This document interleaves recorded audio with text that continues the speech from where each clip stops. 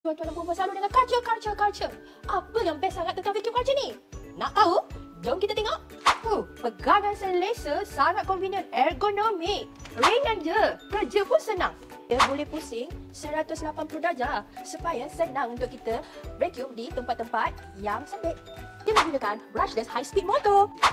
Motor macam ni memang senyap sunyi je. Kalau anak sedang tidur pun tak bangun. Ia mempunyai 3 level suction power. Dengar bunyi pun dah senyap kan? Dia tak terlalu kuat.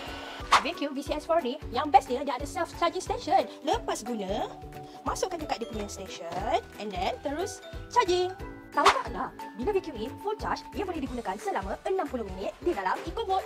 Vacuum mahal dengan vacuum murah ni, apa bezanya?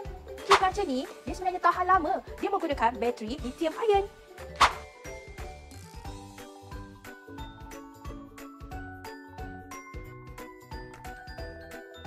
Vacuum ini backless dan dilengkapi dengan HEPA filter EPA 12. Ia didatangkan dengan beberapa aksesoris.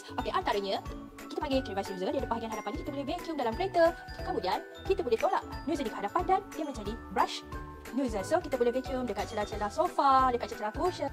Ia kan backless. Kita nak cuci pun senang. Buka saja bahagian atas, tarik keluar, kemudian kita boleh cuci. Ini HEPA filter. Okey, nak pasang pun senang je. Masukkan, kemudian kita tekan button dekat atas ni, kita push and then kita tutup penutup. Dah siap, dah boleh guna.